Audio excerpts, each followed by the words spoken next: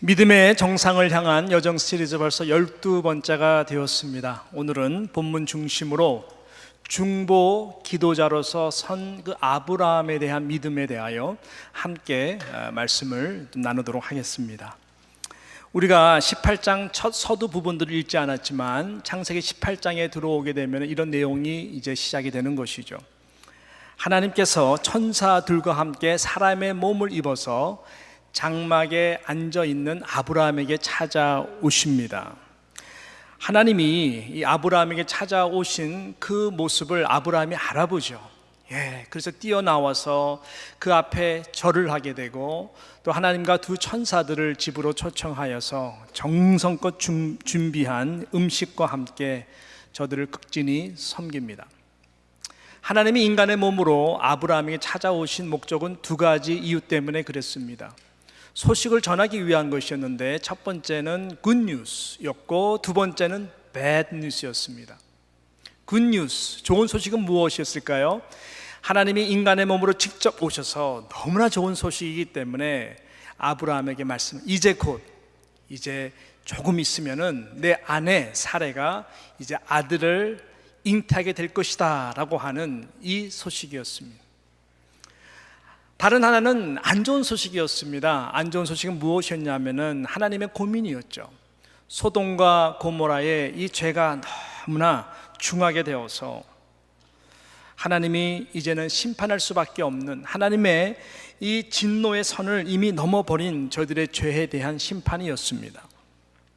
여러분, 하나님은 이렇게 이 두 가지를 가지고 항상 우리들에게 찾아오십니다. 한 손에는 이 사랑이죠. 이 언약의 축복입니다. 약속하신 대로 하나님께서 응답해 주시고자 하는 그 말씀으로 찾아오십니다. 하나님은 사랑이기 때문에 그렇습니다.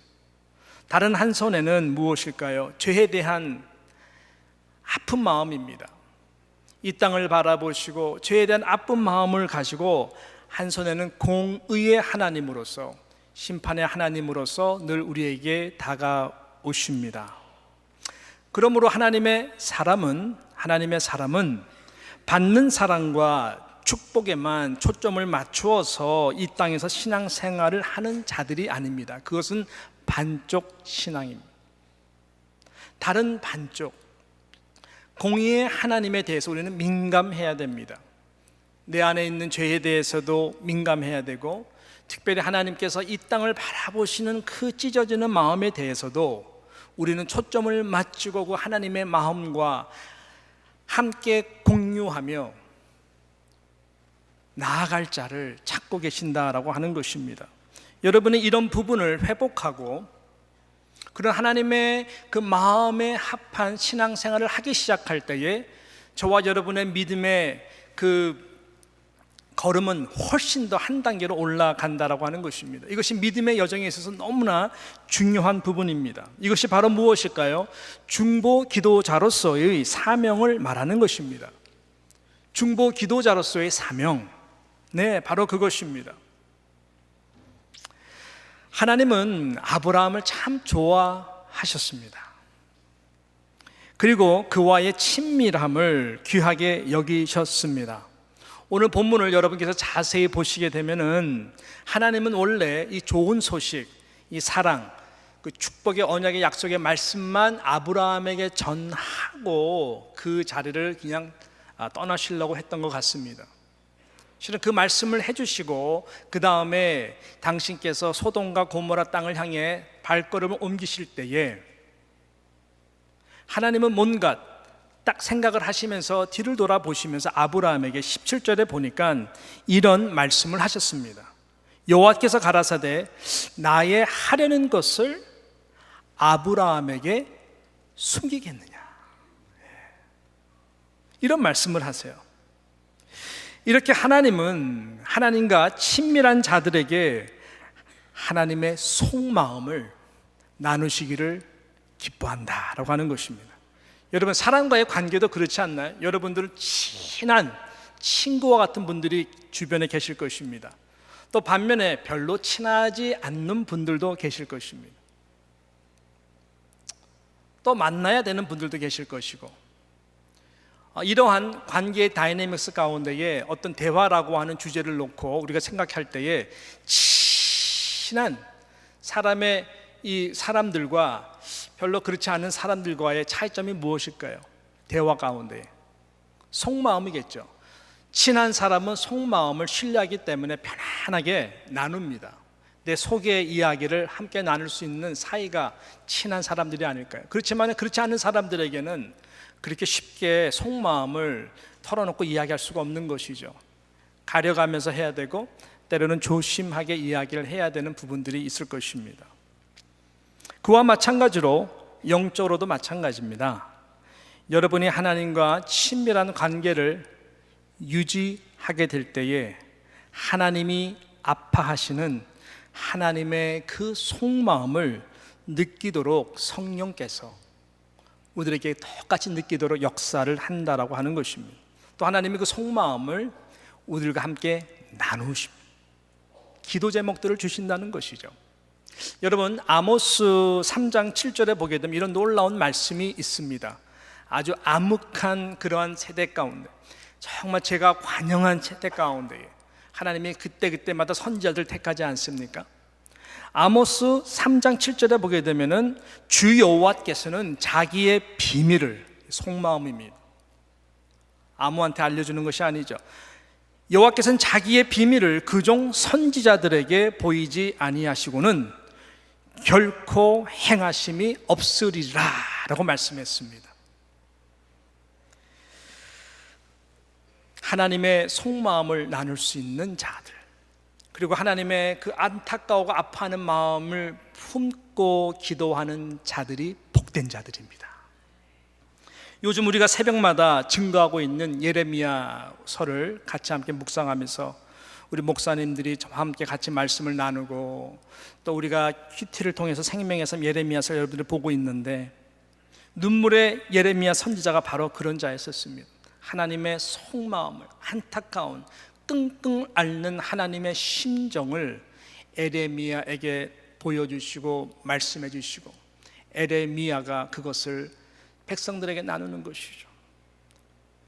그렇습니다. 오늘 하나님 앞에 서서 눈물로 호소하는 이 아브라함도 바로 그런 자인 것입니다.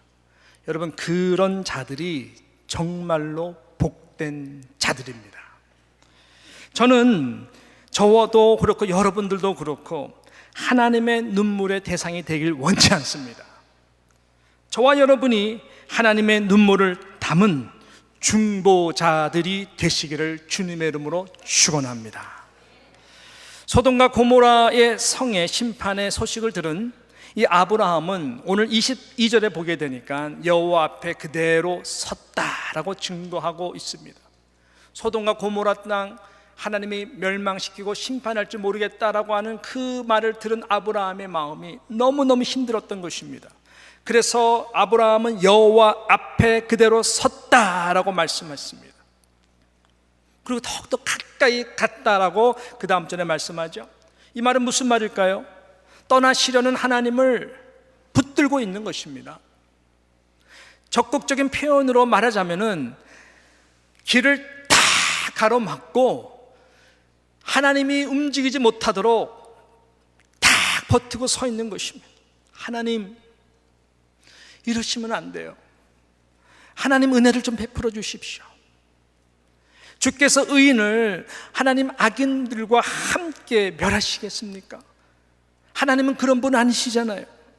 하나님 그 성중에 의인 50명이 혹시 있다면 그 50인의 의인들을 보아서라도 하나님 아버지 그 성을 멸하지 않게 하여 주시면 안 되겠습니까? 하나님 그런 하나님이잖아요 라고 하나님 앞에 간청을 하는 것입니다. 그런 마음으로 아브라함은 하나님 앞에 중보자로 선 것입니다. 왜 그럴까요?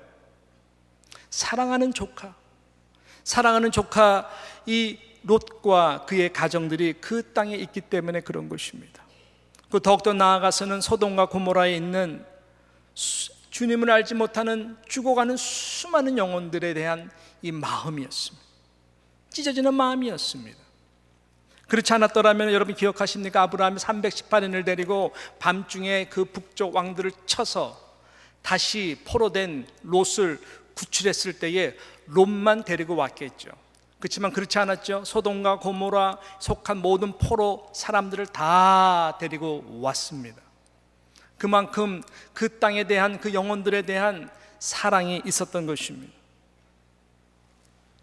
여러분, 하나님은 이 아브라함의 간청에 이 소리를 굉장히 기쁘게 여기셨던 것입니다. 그래서 응답해 주셨어요. 너무나 쉽게 응답해 주셨어요. 그래, 50인을 내가 찾을 수만 있다면 아브라함아, 내가 그 땅을 멸하지 않겠다, 그 지경을 용서하겠다라고 말씀하셨습니다. 이 말에 아브라함은 자신감을 얻습니다. 그리고 간절하게 하나님의 눈치를 보면서 매달리고 기도합니다. 부탁합니다. 하나님, 만약 45인을 찾으신다면 45인? 오케이. 와, 우리 하나님 들어주시네. 하나님 죄송합니다, 40인이라면은 뭐 동대문 시장은 아니지만 계속 디스카운트를 하나님 앞에 하는 거죠. 40인이라면은 하나님이 오케이. 하나님 정말 저 체면 없는데 죄송한데요, 30인이라면은 그래, 30인이라도 내가 안 멸하겠다. 하나님 20명이라면은 안 멸한다니까. 마지막 단청입니다. 32절에 보니까 10인이라면, 10명이라면 그래, 내가 10명 이하여도 멸하지 아니하리라 라고 32절에 말씀하셨어요. 아브라함 생각에는 이 롯과 그의 가정들 생각하고 또 롯이 나름대로 영향을 끼쳤을 거라 생각을 해서 10인이면 되겠다라고 생각한 것이죠. 여러분, 이 대화의 과정에서 우리는 이런 하나님의 음성을 듣게 됩니다. 아브라함아, 고맙다. 어쩌면 나의 찢어지는 마음이 너의 마음과 똑같니? 나도 너와 같은 마음이다. 10명의 의인이라도 그 땅에 존재한다면 참으로 좋겠다. 내가 그것을 가서 좀 봐야 되겠다. 내가 저들의 기도를 외면하랴? 10명의 의인을 봐서라도 내가 그 땅을 멸하면 안 되지. 끝까지 참고 기다려야지. 하나님이 그런 마음인 것이죠. 아브라함은 똑같이 그런 마음으로 하나님 앞에 지금 서서 기도하고 있는 것입니다. 이것이 진정한 믿음의 사람들의 기도의 자세가 되는 것이죠. 여러분, 바닷물의 소금은 4%라고 이야기합니다. 여러분 다 아시죠? 놀라운 것은 이 4%의 소금만 존재하더라도 바닷물은 절대로 썩을 수가 없다라고 이야기합니다. 다시 말씀드린다면 바닷물이 썩지 않을 수 있는 이유는 4%라고 하는 소금이 존재하기 때문에 그런 것이죠.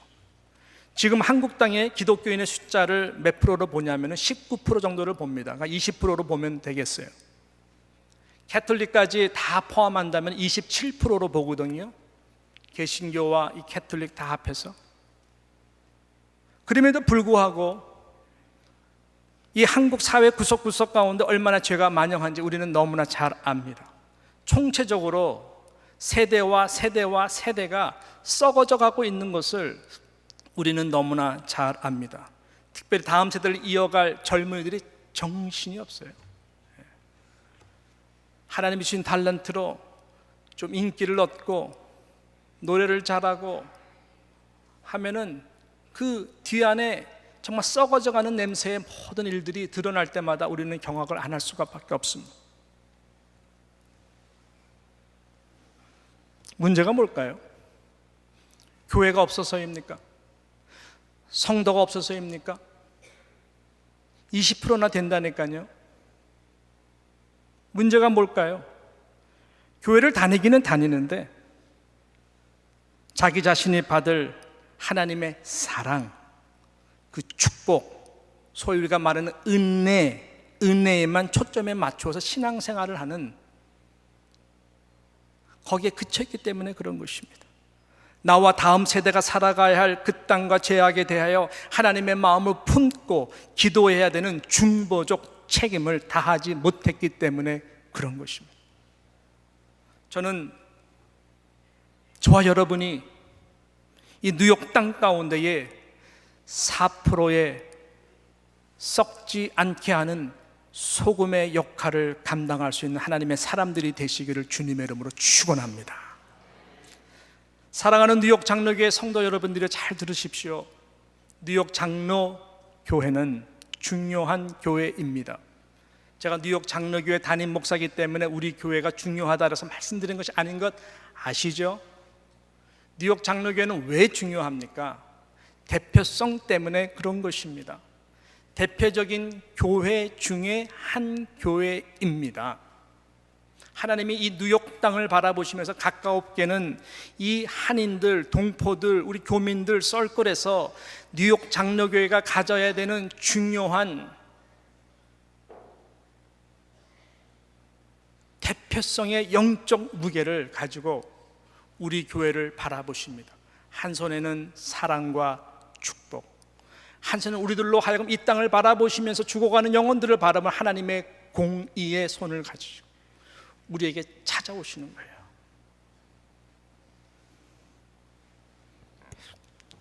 이 대표성이 정말로 너무나 눌려요.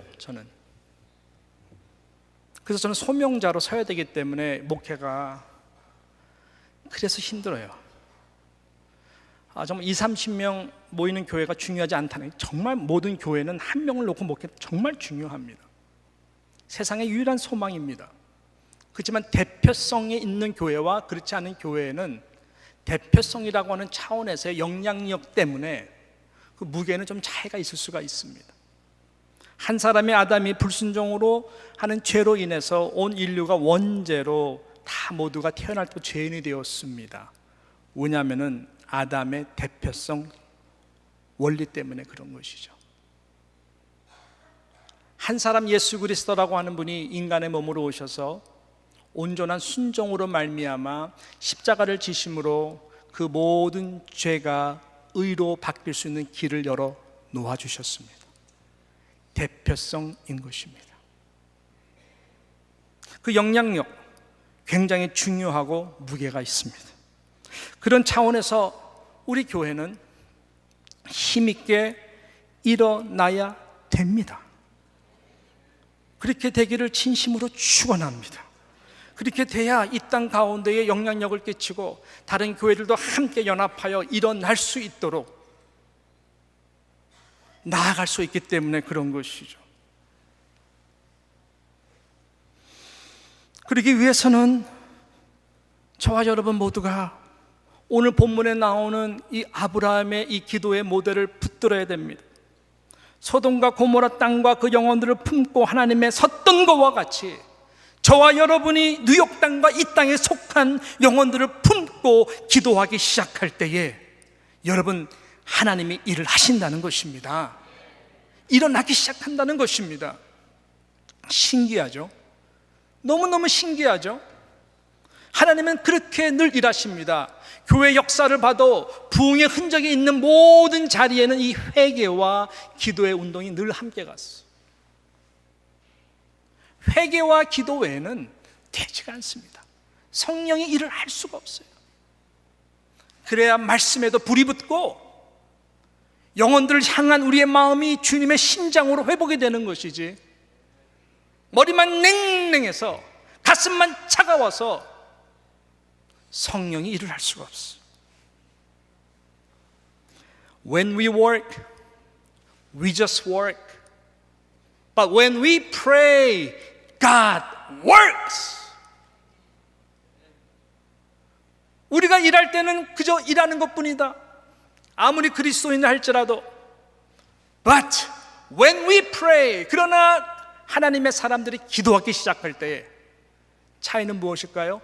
God works. 하나님이 일하기 시작한다는 것입니다.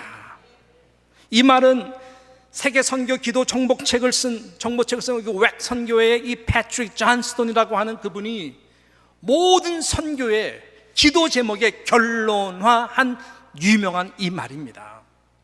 무슨 말일까요? 선교는 미시오 데이라고 말을 합니다. 선교의 주인은 하나님이시다. 그러므로 하나님이 일하신다 라고 하는 것입니다. 이분이 모든 세계 나라의 기도 정보들을 쫙 해서 두꺼운 책을 만들어서 보내. 인구가 얼마고 이런 신을 섬기고 이런 기도 제목들이 있고 쫙 써서 이분이 다 관찰을 해봤더니 정말 놀라운 변화들이 일어나는 곳을 보니까 정말 기도의 세력들이 있으니 바뀐다는 거예요. 그렇지 않은 지역 같은 데는 그저 그냥 기능적으로만 일을 하는 것이죠. 이게 그래서 그분의 결론인 거예요. 저도 마찬가지죠. 목사로서 충분히 저는 기능적으로 일을 할 수 있습니다. So what?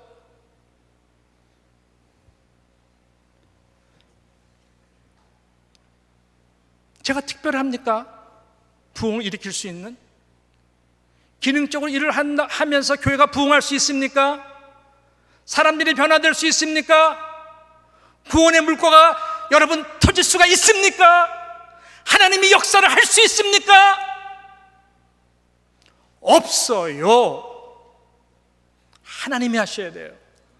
하나님이 저를 사용하셔야 되고, 하나님이 여러분을 사용하셔야 되고, 하나님이 이 교회를 사용하셔야 되고, 하나님이 이 땅을 사용하셔야 되는데 무슨 재주로 할 수 있습니까? 목회가 자동적으로 되는 일이라면, 목회가 자동적으로 기능적으로 할 때 부흥할 수 있는 일이라면 누구나 다 해서 다 부흥하겠죠. 절대로 그런 일은 일어나지가 않습니다. 악한 사단이, 악한 영들이 일어나지 못하도록 얼마나 뒤에서 공격하고 방해를 하는데, 기도 안 하고 영적 싸움에서 분별력 없이 기도 안 하면 어떻게 그들을 결박시킬 수 있으며 하나님의 교회가 일어날 수가 있습니까? 할 수 없어요. 저라고 특별한가? 능력 없어요. 이것이 저의 간절한 안타까움이고 하나님께 기도하는 부분인 것이죠. 우리 모두에게는 우리의 한계를 뛰어넘어 하나님이 일하셔야 되는 그 은혜가 필요합니다. 그래서 중보, 기도의 무릎이 생명보다 중요한 것이에요. 이 운동이 우리 가운데 강력하게 일어나야 되는 것입니다. 골방에서 눈물이 흘러가는 곳으로 하나님은 그 방향으로 반드시 길을 열어 가시는 하나님이십니다. 왜 그럴까요? 어떻게 그런 일이 가능할까요? 그 눈물이 바로 곧 하나님의 마음이 되도록 성령이 역사하기 때문에 그런 것이죠. 우리가 함께 기도하며 중보하며 나아갈 때 하나님은 없는 길을 만들어 가세요. 반석에서 물이 나게 하십니다. 공동체 가운데의 사랑과 용서의 샘물이 터지도록 역사를 하십니다. 하나가 되게 합니다. 한 성령 안에서 같은 비전을 가지고 꿈을 꾸고 믿음으로 기도하며 나아갈 때에, 이야, 하나님이 우리에게 주신 비전에 따라 역사하시고 일하시는 것을 우리 모두가 함께 보게 될 것입니다. 구원의 역사가 일어나기 시작합니다. 무감각하고 감각이 없던 영혼들이 살아나기 시작합니다. 죄악이 떠나가기 시작합니다. 끊어지게 돼 있습니다. 악한 영들이, 권세들이 결박되어서 함부로 여러분과 여러분의 자녀들을 만지지도 못하고 우리 교회를 불성각으로 지켜보아여 주셔서 그 기도의 힘으로 악한 사단은 한 길로 왔다가 7길로 도망하게 돼 있어요. 사람들이 바뀝니다. 사람의 소리가 점점 약해집니다.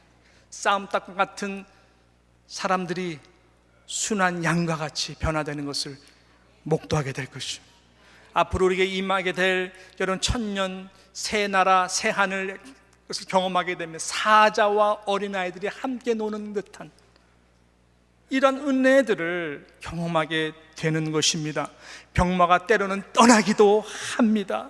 영혼의 기쁨과 행복이 회복되기 시작합니다. 봉사와 헌신이 살아나게 됩니다. 전도와 선교가 일어나기 시작합니다. 예배가 살아나기 시작합니다. 예배당에 들어오기만 해도 눈물이 흘러져요. 찬송을 불러 눈물이 나기 시작해요. 야, 설교 말씀이 나를 위한 말씀이구나, 가슴을 치게 돼요. 죽었던 다음 세대가 살아 돌아오는 것을 우리 모두는 목도하게 될 것입니다. 여러분, 이 중보기도의 사명이 얼마나 특권인지 아십니까? 이 시대에 하나님이 요청하는 이 부분이 중보기도의 이 사역이에요.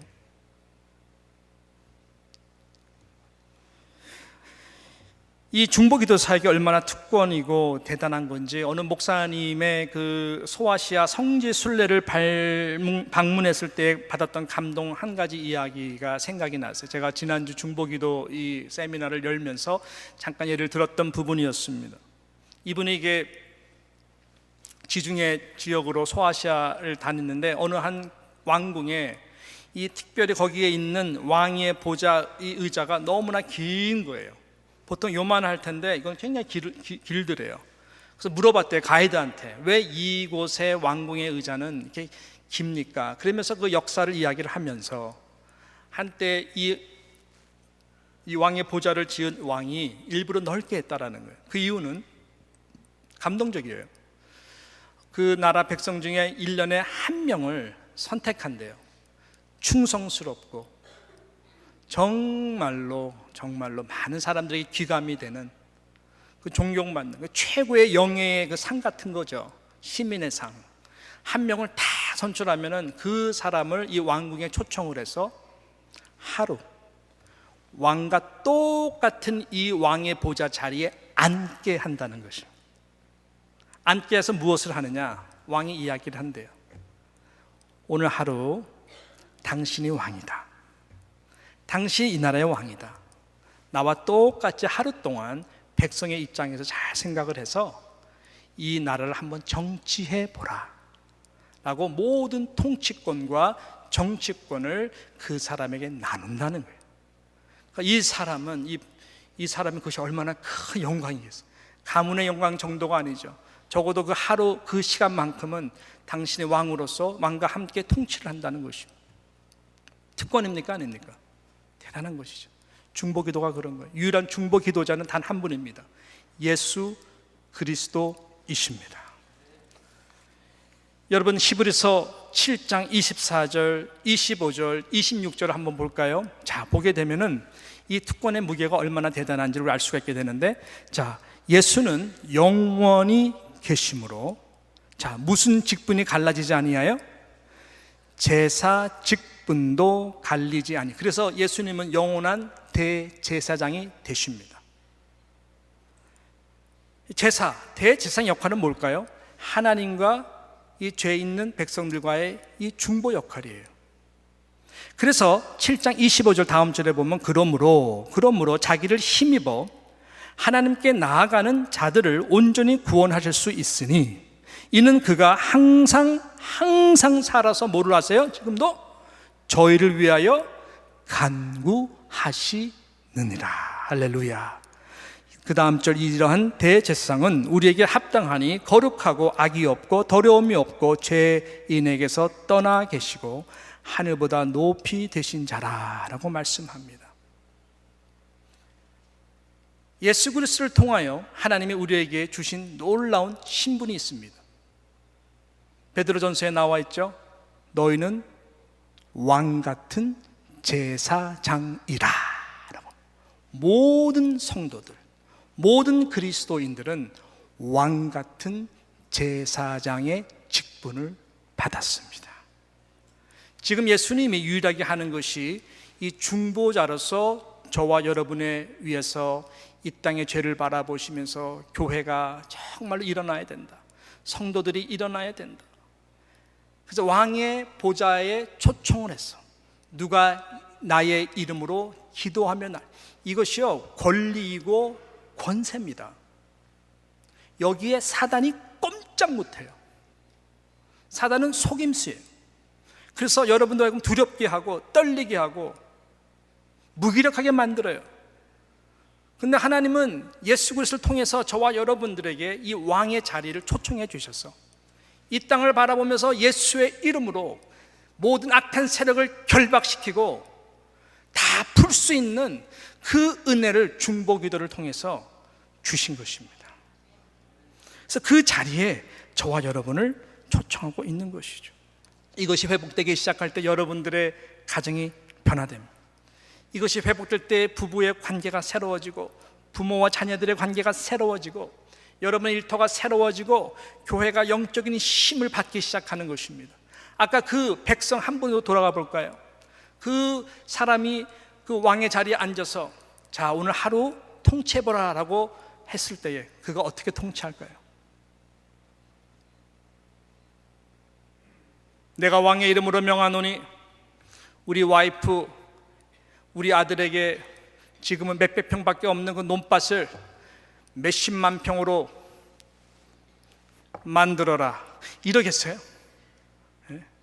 그런 사람이라면 세우지도 않죠. 근데 우리의 기도가 항상 그런 기도거든요. 나를 위해서 가정을 위해서 하는 기도가 복 주세요, 성공하게 해주세요, 다 주신 예수의 이름을 가지고 하나님이 안타까워하는 그 마음이 아닌 나만을 위해서 신앙생활하면서 기도하거든요. 이게 문제인 거예요. 아마 이 사람이 하루 통치하고 나서 깨닫는 것이 있다면 야, 왕이 이런 마음으로 통치를 하는구나, 이런 마음으로 안타까워하면서 나라를 바라보는구나. 그 사람이 다시 시민으로 돌아가 살 때에 왕의 마음으로 왕의 시각으로 그 땅을 바라보면서 어떻게 내가 변화를 일으킬 수 있을까, 어떻게 왕의 마음을 기쁘게 하는 자로서 내가 시민으로 살 수 있을까라고 모든 시각이 바뀌게 될 것입니다. 이것이 축복인 것이죠. 아브라함은 대표성 가지고 지금 서 있습니다. 수많은 그 당시 다른 우상을 섬기는 자들은 이런 기도를 할 수가 없어요. 멸망할 소돔과 고모라를 바라보면 누가 기도를 하겠습니까? 그렇지만 여호와 하나님을 아는 아브라함은 다르죠. 아브라함은 하나님을 아는 자예요. 하나님의 마음을 아는 자예요. 이 세상에 단 유일하게 멸망하는 저들을 돌이킬 수 있는 자가 있다면 바로 하나님의 사람들입니다. 교회입니다. 바로 여러분들입니다. 이것이 특권입니다. 이것이 유일한 교회의 소망입니다. 우리가 이 은혜를 깨닫지 못하면 우리는 절대로 다시 살아날 수가 없어요. 그렇지만 우리 모두가 지난주 이번 주 하는 중보기도 학교에서 말하는 이 중요한 영적 축복과 원리를 깨닫고 함께 우리가 한 성령 안에서 기도하기 시작할 때, 무릎과 마음을 하나님의 마음을 가지고 기도하기 시작할 때 어떻게 역사하는지 우리 모두는 다 경험하게 될 것입니다. 제가 바라기는 아무리 구석구석에 앉아 계신다 할지라도, 손님과 같이 우리 교회에 예배에 참석한다 할지라도 여러분은 대단한 사람들입니다. 절대로 우리들의 기도의 제목이 되지 마십시오. 여러분들이 다른 사람들을 위해서, 이 땅을 위해서 기도하는 아브라함과 같은 중보자로서의 사명을 감당하시는 모두가 되시기를 주님의 이름으로 축원합니다. 그렇게 될 때에 나도 살고 우리의 가정도 살고 우리 모두를 살리실 것입니다. 중보기도에는 이 메아리의 축복이 있어요. 우리의 가정도 문제가 있지만, 우리 자녀들도 문제가 있지만, 우리 가정도 재정적으로 문제가 있지만, 다른 가정의 자녀들을 위해서, 다른 가정의 재정을 위해서 여러분 기도하기 시작할 때 하나님이 그 가정도 변화시켜 주시고 우리의 가정의 모든 것들도 다 해결해 주시는 놀라운 은혜가 있습니다. 아브라함이 지금 롯을 위해서 기도하고 소돔과 고모라 땅을 위해서 기도하고 있습니다. 그들을 위해서 기도하는 아브라함이 받을 축복과 기도의 대상으로 롯과 소모라 땅의 사람들과 영적인 축복의 차이는 하늘과 땅인 것입니다. 여러분은 어디에 속한 자가 되겠습니까? 기도하는 자가 되십시오. 예수의 이름으로 중보 기도자의 소명과 사명을 감당하는 모두가 되시기를 주님의 이름으로 축원합니다.